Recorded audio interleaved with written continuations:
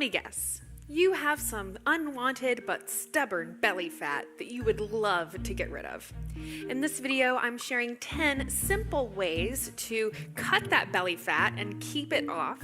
We're also going to be sharing a lot of other tips and workouts on our social media, so I hope that you will follow us there as well so that you can tackle that belly fat once and for all. The most important thing to understand about belly fat is that it's really rooted in stress. And this is why you can have a situation where you're pretty regular weight in the rest of your body, but then for some reason you accumulate fat around the belly. So because stress and belly fat really go hand in hand, handling and managing your stress is going to be a really important factor to helping your body let go of that extra fat. So understand that the whole reason your body holds on to fat in the first place is for survival, to help protect you from starvation. And the more that you are stressing yourself out, the more you're actually tricking your body into holding on to that belly fat even more. So, while it's not exactly easy to live a stress-free lifestyle, one thing you can do is actively make time to do things that are relaxing and stress relieving. Going out for a long walk in nature is a wonderful way to not only reduce your stress levels, but also incorporate that physical exercise that would also help you get rid of that belly fat. Getting more sleep is another wonderful way to reduce the levels of cortisol or stress hormone that cause belly fat. And just consider that everything you do in your life that helps you live a more relaxed and happy life is literally helping you get rid of belly fat. The second way to lose belly fat is actually to stop doing sit-ups, or at least to stop only doing sit-ups. So here's what I mean. First of all, you can't spot reduce. So the idea that if you just do sit-ups all the time, you're going to just burn fat from your belly is really completely false. So if you actually want to be burning fat, right, getting rid of excess fat around the belly, you need to be making a big energetic demand on the body. And so the best way to do this is actually by working out the bigger muscle groups. So consider that your abdominal muscles are actually quite small compared to your leg muscles or your glute muscles. And those bigger muscle groups actually burn a lot more fat when you're working them. So you want to make sure, number one, that you're getting a good variety of different types of exercise. You're not just doing crunches. You want to be working out those larger muscle groups and doing full body cardio, because that's actually going to help your body to burn off that unwanted fat.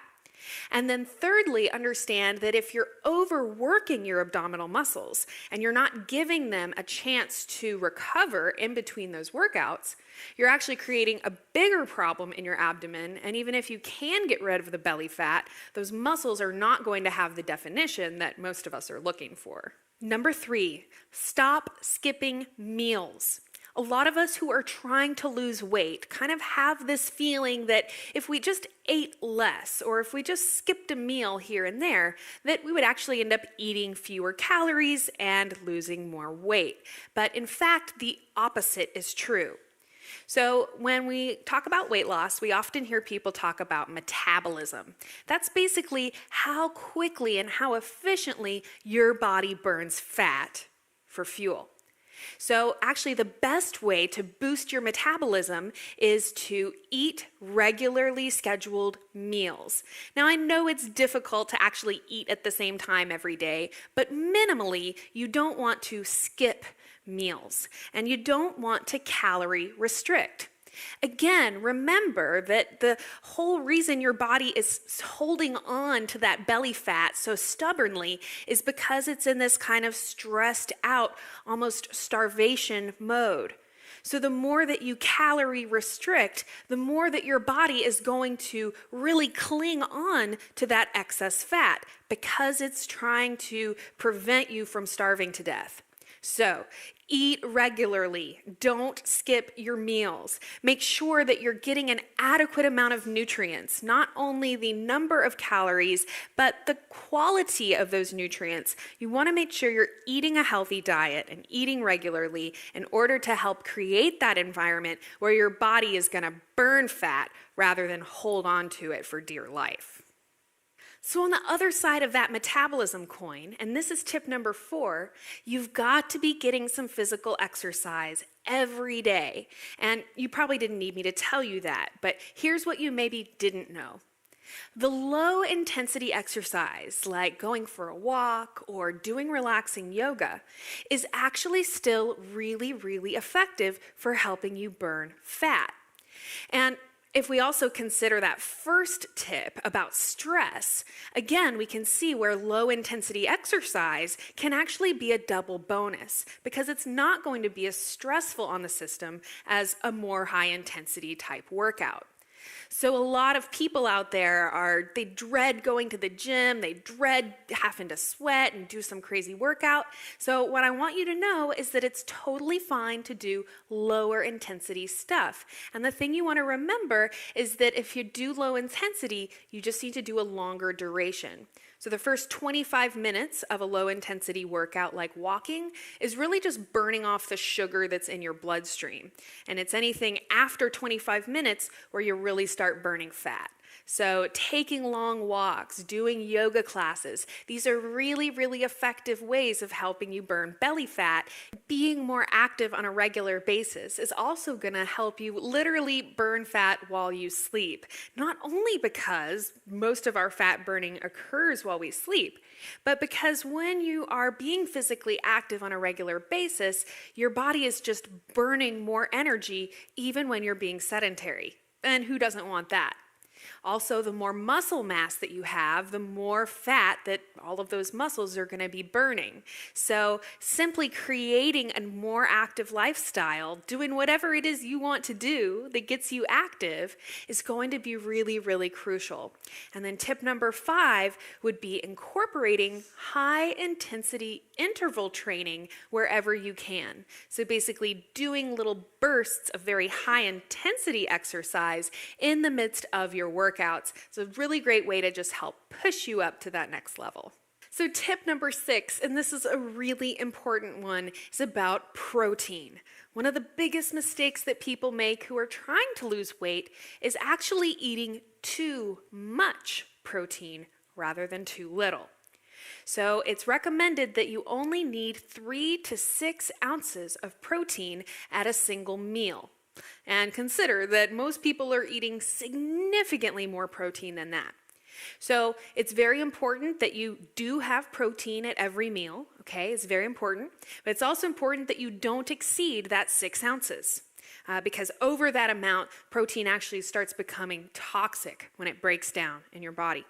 So make sure it's at every meal, make sure it's not too much, and make sure it's high quality. Because most of those protein powders out there with soy protein isolate and whey protein, this is just trash in terms of quality. So I have a couple videos on sources of protein that you can reference to find those good quality sources. But man, oh man, this is such an important tip. Another important thing to do is try to eat vegetables with every meal, or at least as close to it as you can. So not only because vegetables have all these important nutrients that help your body do the functions it needs to do, like burning fat, but also because when you eat vegetables with your meal, it actually creates almost like a coating around that food as it moves through your digestive tract.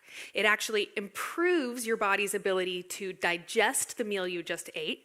It improves your body's ability to break down that protein that you ate, and it kind of slows the process of that meal moving through your digestive tract, so that meal will keep you feeling fuller longer. The 9th way to bust that belly fat is simply to eat your meals more slowly. When you chew your food more thoroughly, you're actually going to release more digestive enzymes into the food. So literally, you digest the food better the more that you chew it.